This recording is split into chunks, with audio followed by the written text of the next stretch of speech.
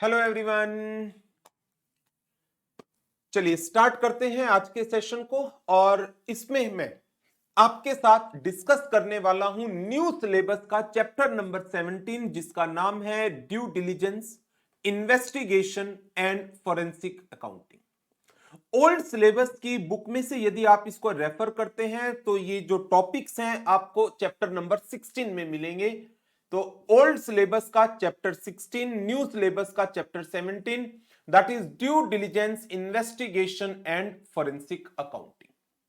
तीन topic, due diligence कोई change नहीं, investigation minor changes, forensic accounting ठीक ठाक चेंजेस हैं जो हमें मेन कवर करने हैं इस सेशन में। तो चलिए स्टार्ट करते हैं with the due diligence, investigation and forensic accounting के अपडेट्स को। सबसे पहले इन्वेस्टिगेशन के अंदर क्या क्या चेंजेस हैं। इन्वेस्टिगेशन के चैप्टर टॉपिक में एज सच कोई चेंज नहीं है। हां, जो नया स्टडी मटेरियल है उसके बेसिस पर मैंने जो नए सिलेबस की बुक्स इशू की हैं उसमें कुछ special issues in connection with business investigations डाले हैं, जिसमें एक topic studying economic and financial position of the business, already आपको मिलेगा ये टॉपिक पुराने सिलेबस की बुक्स के अंदर भी। ये मैंने एक नया टॉपिक ऐड ऑन किया है, that is assessing the value of trade receivable. पहले स्टडी मटेरियल में भी था बट एज सच कोई सिग्निफिकेंट नहीं लगता था ज्यादा, but considering the new syllabus तो इस टॉपिक को मैंने ऐड ऑन किया है। एक कैपिटल का और एक असेसिंग वर्किंग कैपिटल रिक्वायरमेंट्स का। फ्यूचर मेंटेनेबल टर्नओवर ये तो पहले भी आपकी बुक के अंदर कवर है, आप देखेंगे तो, और एग्जाम में भी आया हुआ है। तो जो सबसे पहला टॉपिक आपको कवर अप करना है वो है what are the special issues या special aspects to be considered in connection with the business investigation. तो 5 टॉपिक हैं और बहुत सिंपल टॉपिक है, आप इसे अपने आप भी कर सकते हैं, बट मैं एक बार क्विकली आपको इसकी रीडिंग करा देता हूं। डिस्कशन की एज सच कोई रिक्वायरमेंट नहीं है क्योंकि बहुत ही सिंपल टॉपिक है। पहला topic, to study the economic and financial position of the business. तो इन्वेस्टिगेटिंग अकाउंटेंट को economic and financial position of the business जिसकी वो इन्वेस्टिगेशन कर रहा है उसको स्टडी करते वक्त किन किन चीजों को कंसीडर करना चाहिए। Number 1, adequacy of fixed and working capital, whether fixed capital and working capital employed in the business is sufficient for the growth of the business. Second one, what will be the trend of sales and profits in the future? For this purpose, यदि investigating accountant एक trend sales का product wise and area wise establish करता है तो ये उसको help करेगा in determining what will be the sales and profits in near future. Third one, whether the profit which the business could be expected would be maintained in future, it would yield adequate return on the capital employed। तो क्या profit जो earn किया जा रहा है, जो business में हम एक्सपेक्ट कर रहे हैं in the near future, that is providing an adequate return on capital employ. And fourth one, whether the business is operating at 100% capacity or improvements can be made to reach at the full performance या full productivity. So first topic, to study the economic and financial position of the business, investigating accountant को 4 main aspect consider करने हैं। क्या क्या? First one, whether fixed and working capital employed in the business is sufficient for the growth of the business. Second one, establish the trend of sales and profits in the future that helps him in determining what will be the trend in near future. कितनी sales वो expect कर सकता है, कितना profit future में expect किया जा सकता है इस बिजनेस से. एंड थर्ड वन, जो प्रॉफिट आप एक्सपेक्ट कर रहे हैं इस बिजनेस से जो फ्यूचर में अर्न किया जा सकता है, whether that profit is yielding N adequate return on capital employed. And fourth one, whether the business is operating at 100% capacity. If not, whether the improvement is possible to reach at 100% productivity. So investigating accountant is required to consider these four aspects while studying the economic and financial position of the business. Second one, to assess the value of trade receivable. Debtors की value को assess करने के लिए number one, जो provision बनाए गए हैं वो उन्हीं ईयर्स में बनाए गए हैं जिस ईयर में इनके कॉरेस्पॉन्डिंग सेल हुई थी. ऐसा नहीं कि जिस ईयर में आपने डेटर को राइट ऑफ किया उस ईयर में बनाया गया. So point number one, whether the provision for the bad debt have been made in years in which the relevant sales took place instead of the year in which they have been written down. Length of the credit period. कितना credit period दिया गया है, 2 महीने, 3 महीने, 4 महीने, 6 महीने. Whether any excessive discount is allowed throughout the period under investigation. So, to assess the value of trade receivable, length of the credit period allowed and excessive discount whether it is allowed throughout the period under investigation. किस purpose के लिए? To determine whether such discounts are required to increase the continually the credit period in order to affect the sales. तो क्या ये excessive discount जरूरी थे credit period basis के ऊपर सेल्स को करने के लिए, कि यदि आप चाहते हैं 2 महीने के क्रेडिट पीरियड पर सेल्स को किया जाए तो कितना डिस्काउंट, 3 महीने का क्रेडिट पीरियड, 6 मंथ का क्रेडिट पीरियड. तो क्रेडिट सेल्स को बूस्ट अप करने के लिए जो डिस्काउंट्स आप दे रहे हैं क्या वो जरूरी है? Number 3, classification of debt according to their age. इसके बेसिस पर आपको आइडिया लग जाएगा कि कितने डेटर 1 मंथ ओल्ड हैं, कितने 1 मंथ टू 3 मंथ है, 3 मंथ टू 6 मंथ है, 6 मंथ टू 12 मंथ है, मोर देन 12 मंथ है, कोई भी क्राइटेरिया. और इस कैटेगरी में बेसिकली कौन से डेटर्स आ रहे हैं, इस कैटेगरी के अंदर कौन सी पार्टीज आ रही हैं, इसके बेसिस पर you will be able to identify the parties या एक कैटेगरी ऑफ पार्टीज जिनके साथ आपके ट्रांसैक्शंस हो रही हैं बट रिकवरी नहीं हो रही गुड्स अमाउंट की. Debt should be classified according to their age. This would disclose the character of the parties with whom the company trade and the amount of working capital that will be blocked on this account in the course of business. And determine debtor to sales ratio. तो 4 main point आ गए हैं to assess the value of trade receivable. एक point आ गया provision for bad debt का, दूसरा point आ गया length of the credit period and discount allowed, तीसरा पॉइंट आ गया debtor turnover ratio, fourth point आ गया classification of debt based on their age. Next one, capital. Ascertain, क्या कैपिटल वेल बैलेंस्ड है? इक्विटी और डेट का प्रोपोर्शन क्या वो एप्रोप्रिएट है? This would not be the case if debentures and preference capital are disproportionately large as compared to equity capital. Ascertain, क्या amount of capital is reasonable compared to the value of fixed asset and the working capital required? What are the terms associated with the issue of capital? Restriction on transferability of the shares. Any restriction on the transferability of the share will reduce the value of shares and the business.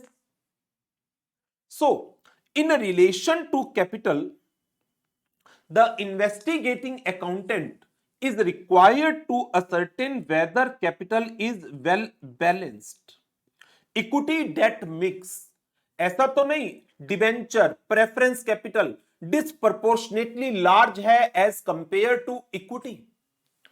Next one, ascertain amount of capital, whether it is reasonable compared to the value of the fixed assets and the working capital requirement.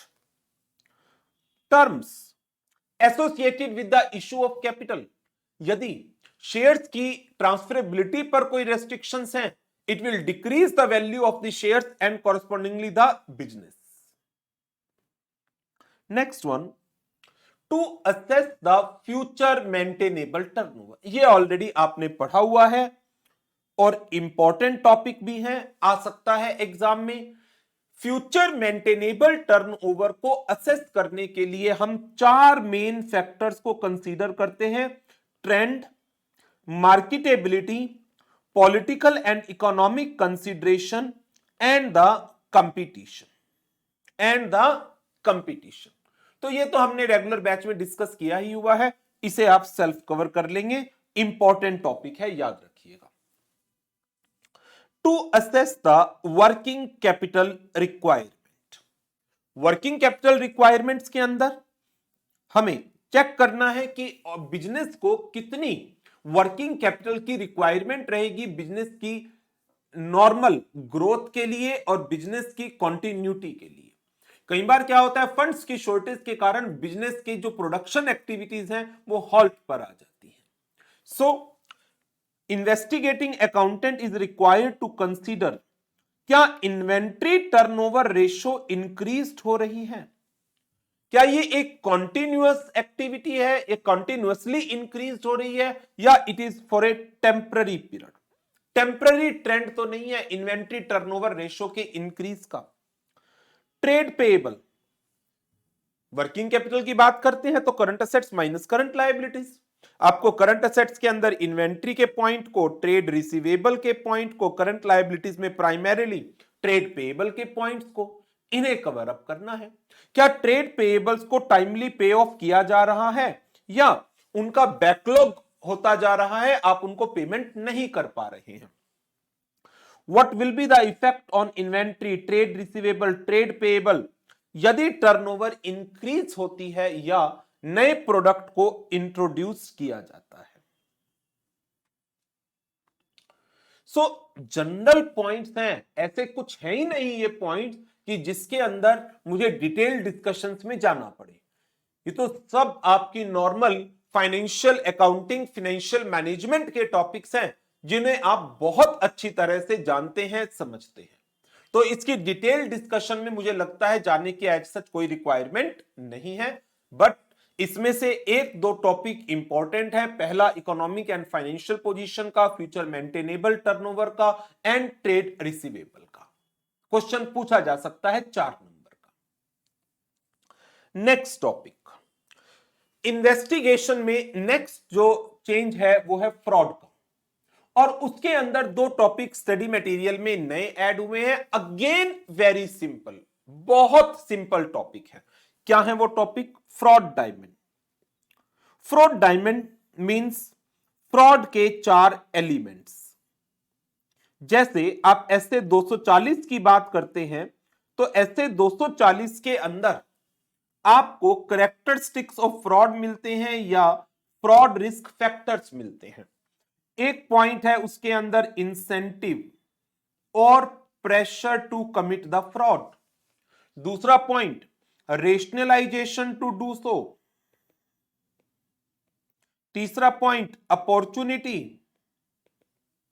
Fraud diamond में एक और add कर दिया गया, that is capability. 3 तो वही है. एक incentive, I want incentive, I have a need for the incentive, मेरे ऊपर कोई प्रेशर है to commit the fraud. Second one, rationalization, rationalization मतलब रेशनल है, ये एक लॉजिकल वर्ड तो गलत हो जाएगा, मतलब एक रिस्क, फ्रॉड को करने का रिस्क लेना वर्थ वाइल नजर आ रहा है एक पर्सन को। तो एक पर्सन का अपना माइंडसेट, उसका अपना कैरेक्टरिस्टिक्स उसको फ्रॉड करने के लिए प्रमोट कर रहा है कि yes you can commit the fraud, it is worth while, इतना नुकसान नहीं है जितना बेनिफिट मिलेगा इस फ्रॉड को करने का, ये फ्रॉड किया जा सकता है। जनरली जब टॉप मैनेजमेंट फ्रॉड कर रही होती है तो जो लोअर मैनेजमेंट होती है वो रेशनलाइज्ड हो जाती है, अरे जब टॉप कर रही है तो हम भी कर लेते हैं। एक word opportunity, that is weaknesses in the system. एक पर्सन को सिस्टम की वीकनेसेस के बारे में पता है and hence he have an opportunity to commit the fraud. और फिर वर्ड आता है एक कैपेबिलिटी, आपके पास मौका है, आपको वीकनेसेस पता है, आपकी जरूरत भी है, बट यदि आप कैपेबल नहीं है, आप में वो चालाकी, आप में वो दिमाग नहीं है चालाकी करने का, तो आप फ्रॉड नहीं कर सकते। कैपेबिलिटी है कि yes I have the capability to commit this fraud, मेरे अंदर वो शातिरनेस है कि शातिरपना कि जिसके कारण मैं फ्रॉड कर लूंगा, बच भी जाऊंगा। ओवर कॉन्फिडेंस कह सकते हो आप। A person consider that he possess necessary traits and abilities to be the right person to pull off the opportunity to commit the fraud. Recognize this particular fraud opportunity and can turn it into the reality. So, fraud के जो ये 4 element हैं, ये मिलकर fraud diamond बनाते हैं। One is incentive, I want to commit the fraud, I have a need to commit the fraud. Opportunity, there is a weakness in the system that right person could exploit and hence fraud is possible. A rationalization, person convinced, एक person convince कर पा रहा है अपने आप को that his fraudulent behavior is worthwhile to take the risk. सो ये question मुझे ऐसा लगता है 4 elements of fraud multiple choice question में आ सकता है। नाम याद रखिएगा, incentive, opportunity, rationalisation, capability.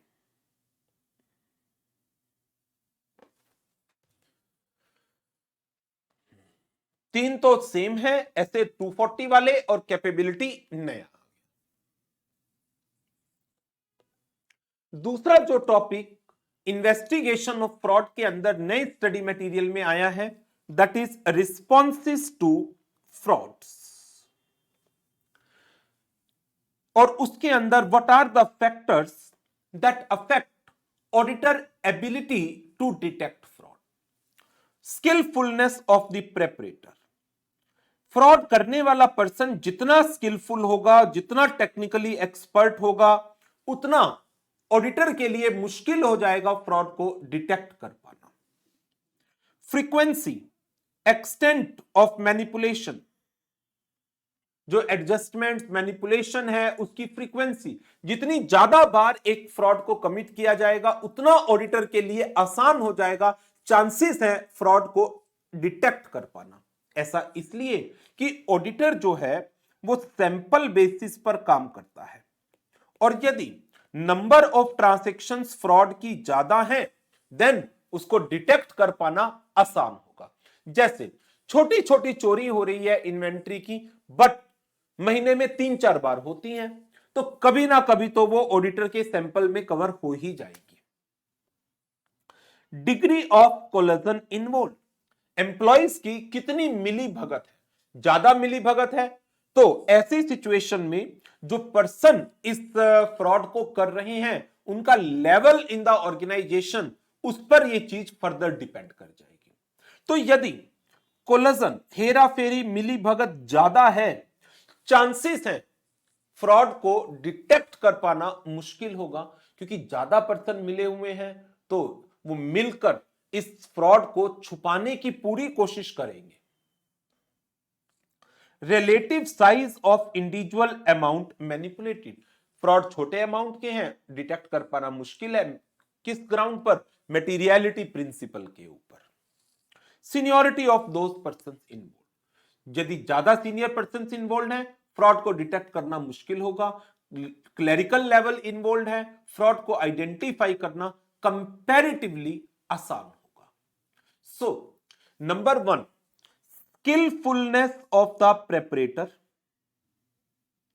seniority of those individual involved। ये तो हो गया पर्सन बेस्ड पर कि जो फ्रॉड करने वाला पर्सन है उसकी स्किलफुलनेस क्या है और मैनेजमेंट में सीनियरिटी की पोजीशन क्या है। फिर फ्रॉड का अमाउंट क्या है, फ्रॉड की फ्रीक्वेंसी क्या है, एक्सटेंट क्या है, and degree of collusion involved. So ये कुछ फैक्टर्स बताए गए हैं that affect the auditor ability to detect the fraud. First one, skillfulness of the preparator, seniority of the management या those persons involved, degree of collusion involved, size of individual fraud या individual amount involved in the fraud, and frequency and extent of the manipulations। तो ये थे हमारे कुछ topics investigation के relation में। अब बात करते हैं फोरेंसिक अकाउंटिंग की।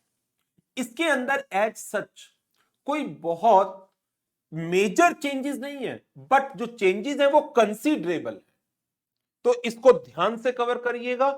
इस पे क्वेश्चन के चांसेस कंपैरेटिवली बहुत ज्यादा है। दो मेन टॉपिक हैं जिसमें चेंजेस है। नंबर 1, जो फोरेंसिक अकाउंटिंग प्रोफेशनल्स हैं वो कौन सी सर्विसेज जनरली रेंडर कर सकते हैं और उनको क्या स्किल्स पोजेस करनी चाहिए to give the services of forensic accounting and investigation. Number 1, forensic accountant को हम कहां कहां पर एंगेज कर सकते हैं? फॉर एग्जामिनिंग और आइडेंटिफाइंग और detecting the manipulations in the financial statements, in case there is a complaint of diversion of funds, money laundering activities को आइडेंटिफाई करने में so that they can be prevented, license fees, dues, tax evasion की चोरी को रोकने के लिए, related party transactions and valuations के केस में, एस्टिमेशन ऑफ लॉस और damages, suspicious transactions under the provisions of insolvency and bankruptcy code. So वैसे banking sector, insurance sector, finance sector, NBFC sector, बहुत सारे सेक्टर्स ऐसे हैं जहां पर फोरेंसिक अकाउंटेंट्स को एंगेज किया जाता है। तो इन सेक्टर्स के अंदर फोरेंसिक अकाउंटेंट्स की सर्विसेज किस पर्टिकुलर एस्पेक्ट्स में ली जा सकती है? Financial statements manipulation, fund diversion, tracing of assets, anti money laundering, licence fees, dues, tax evasion, related party transactions, valuations, estimation of loss, damages, suspicious transactions under IBC। ये learn करना पड़ेगा या ये कह लीजिए एक तरीके से इट रिक्वायर्स क्रैमिंग, आ सकता है टॉपिक। स्किल्स, अब फोरेंसिक अकाउंटेंट को कौन सी स्किल्स पोजेस करनी है?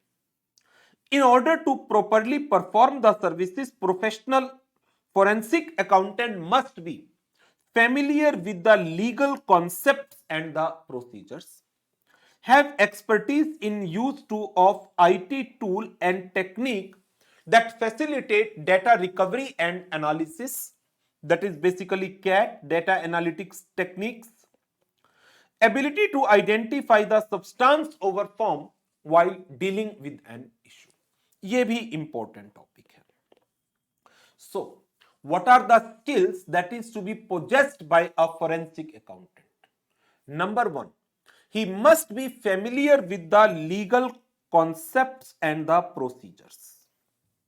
Number two, he must have expertise in use of IT tools and techniques that facilitate data recovery and analysis. Ability to identify the substance over. So forensic accounting के अंदर जो पहला topic डाला गया है that is कौन सी services है जो फोरेंसिक अकाउंटेंट प्रोफेशनल रेंडर कर सकता है। Number one, financial statement manipulation. Number two, that is fund diversion और asset tracing, anti money laundering, licence fees, dues, tax evasion, related party transaction, valuations, estimation of loss, damages and suspicious transactions under the IBC। दूसरा topic जो आपको learn करना है, skills to be possessed by a forensic professional accountant या forensic accountant professional. He must be familiar with the legal concept and the practices. He must have the expertise in use of IT tools and techniques so as to facilitate the data recovery and analysis, and he must be able to identify the substance over form when dealing with an issue। इसके बाद forensic accounting and investigation report, बहुत simple topic है। इसको deal कौन कर रहा है? 510 FAIS 510। अब आप कहेंगे सर ये क्या है? Forensic accounting and investigation standards. Read करना है, लर्निंग की कोई आवश्यकता नहीं है। क्या है ये स्टैंडर्ड? मैं आपको एक बार रीडिंग करा देता हूं। ICAI ने फोरेंसिक अकाउंटिंग के प्रोफेशन के लिए कुछ स्टैंडर्ड्स इशू किए हैं। Right now these are at the recommendatory stage but later on they will become mandatory. और यदि आप इनकी ज्यादा डिटेल में जाना चाहें तो इंस्टीट्यूट ने स्टडी मटेरियल में इन स्टैंडर्ड्स के नंबर भी दिए हैं सारे। 100 सीरीज, 200 सीरीज, 300 सीरीज, 400, 500, जिसमें मैं आपके साथ डिस्कशन करूंगा 510 की एंड 600। और देखो क्लियरली लिखा है FAIS as and when issued will be classified and numbered as follow। जब भी इनको मैंडेटरी फॉर्म में रिलीज किया जाएगा तो ये इस सीक्वेंस के अंदर चलेंगे। तो अभी आपसे नहीं पूछा जाएगा, मेरा ऐसा मानना है, इसलिए मैंने कवर भी नहीं किया उन स्टैंडर्ड्स के नंबर को। मैं एक बार रीडिंग करा देता हूं आपको forensic accounting and investigation standards की। FAIS, they are issued to ensure that members of ICAI deliver high quality output in the area of forensic accounting and investigation। ये स्टैंडर्ड प्रोफेशनल्स को गाइडेंस प्रोवाइड करेंगे with the minimum standard to undertake the forensic accounting and investigation assignment. Users of FAI services को help करेंगे, indication देंगे वो क्या quality expect कर सकते हैं सर्विसेज की। रेगुलेटर एंड गवर्नमेंट एजेंसीज को हेल्प करेंगे to appreciate what they can expect from the FAI services. और बाकी एवरीवन, हर पर्सन को गाइड करेंगे as to the matters of implementation and related practical issues को। इन जनरल कोई भी स्टैंडर्ड इशूड होता है तो वो प्रोफेशनल्स को, रेगुलेटर को, गवर्नमेंट एजेंसीज को, रिस्पॉन्सिबल पार्टीज को, यूजर्स को इसी तरह से हेल्प करते हैं। वैसे तो मुझे लगता नहीं है कि इसके ऊपर कोई क्वेश्चन फ्रेम किया जाएगा, बट स्टिल यदि फ्रेम होता है तो FAIS कैसे असिस्ट करता है प्रोफेशनल्स को, यूजर्स ऑफ एफएआई सर्विसेज को, रेगुलेटर एंड गवर्नमेंट एजेंसीज को एंड बाकी सबको। These FAIs provides the professional with the minimum standards for undertaking the FAI assignments. These standards provide the users of FAI services as to the indication of quality of services that can be expected. These FAIs provide regulator and government agencies an appreciation of what can be expected from FAI services. These FAIs provide everyone guidance on the matter of implementation and related practical issues. तो ये बेशक पूछ लिया जाए, but chances इसके भी बहुत कम है। These standards are principle based rather than rule based. और जब ये चीज प्रिंसिपल बेस्ड है, मींस एथिकल कंडक्ट यहां पर ज्यादा जरूरी आ जाता है, इंस्टेड कि हम इनको रूल से, रेगुलेशन से, स्टैट्यूटरी प्रोविजन से कंट्रोल करें। तो क्योंकि ये प्रिंसिपल बेस्ड स्टैंडर्ड हैं, then there is a scope of professional judgement for the professionals, thereby providing ample room for the professional judgment when applying these principles to unique situation and under specific circumstances. If for any reason a member is unable to comply with any of the requirement or FAIs, or there is a conflict किसके बीच में, इन standards के बीच में and other mandatory requirements जो law की है, practitioner shall draw attention to the material departures therefrom along with the appropriate explanations. Now, frameworks again reading के लिए ये आप सेल्फ कर लीजिएगा, इसमें एज सच कोई बहुत ज्यादा डिटेल नहीं है। मेन तो जो टॉपिक है वो है forensic accounting and investigation report. Forensic accounting and investigation standard 510 deals with the responsibility of the professional to issue a written report to the stakeholder at the conclusion of the engagement. Reporting result and finding is the concluding part of the engagement. और क्योंकि एक engagement में multiple assignments हो सकती है, hence multiple reports may be required to be issued. Written report, it should convey the results clearly and accurately. जो findings आप report कर रहे हैं, that should be based on reliable and relevant evidences. हर एक engagements में हमारे evidences तो होते ही हैं। Report should be precise and unambiguous. Addressing, report should be addressed to primary stakeholder. Report should be shared with the other stakeholder if required. Format और content of report, कोई fixed format नहीं है। No fixed form or content of the report is prescribed. Report shall include key element so that recipient can understand the purpose of the engagement, extent and scope of the work performed, any limitation, assumption or disclaimer, what are the facts and evidence gathered by the professional, and what are the conclusions drawn.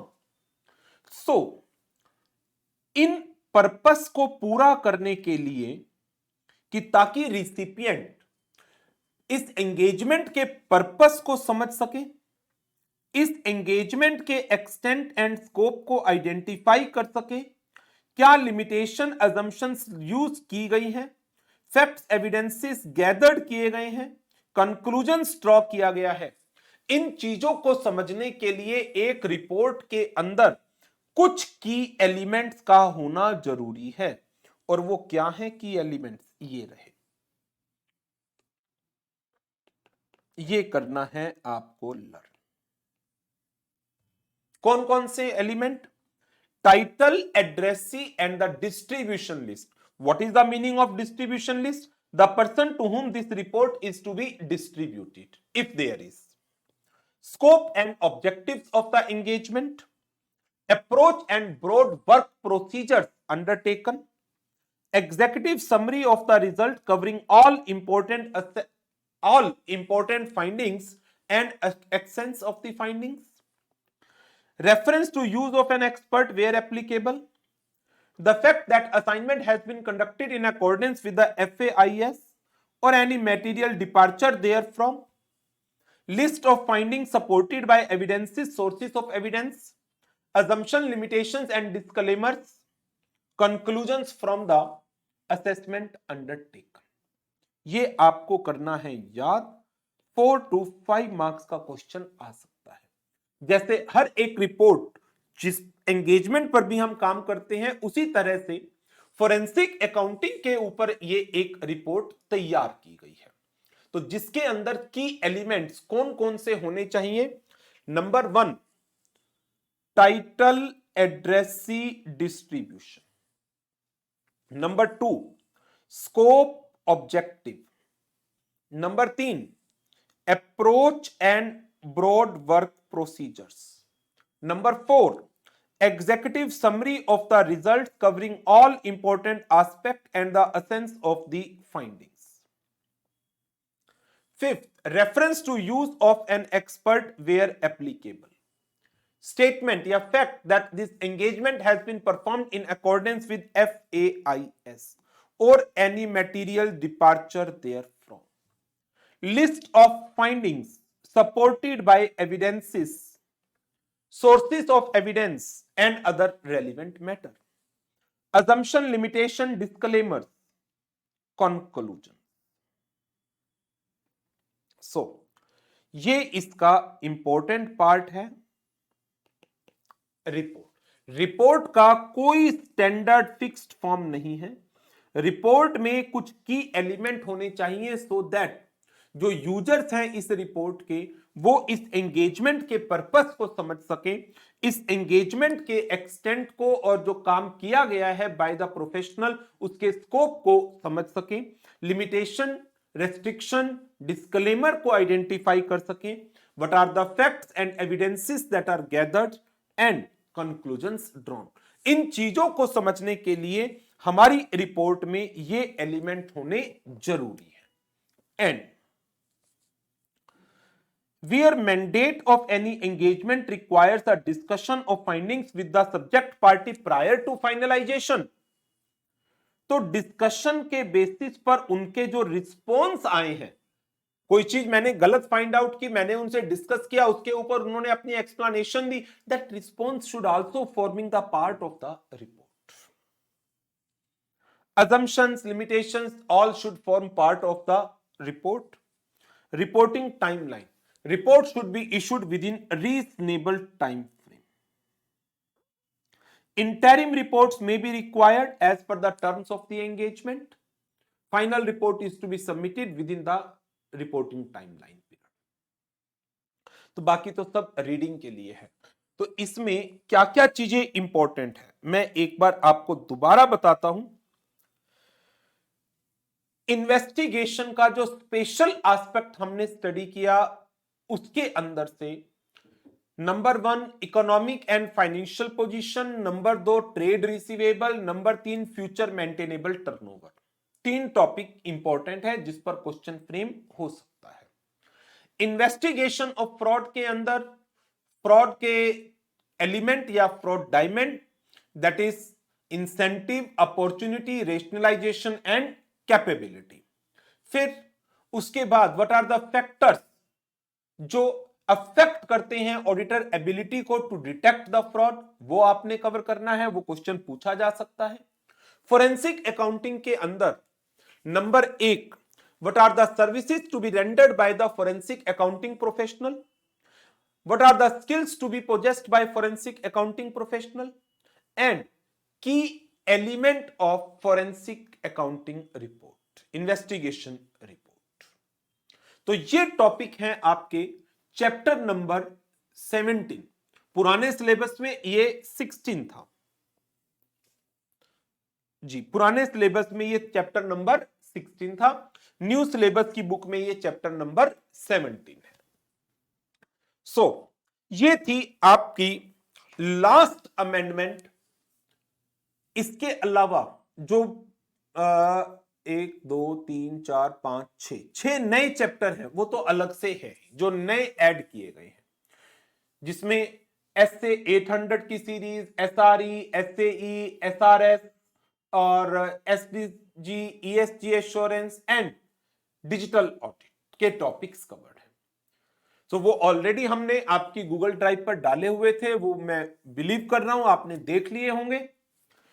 और इसके साथ जो नए questions add on हुए हैं, add on नए questions जो नवंबर 23 के एग्जाम में या फिर उसके बाद मई 24 की आरटीपी एमटीपी में, तो उसकी एक कंपाइलेशन मैं आपके साथ शेयर करूंगा बाय एंड ऑफ मार्च।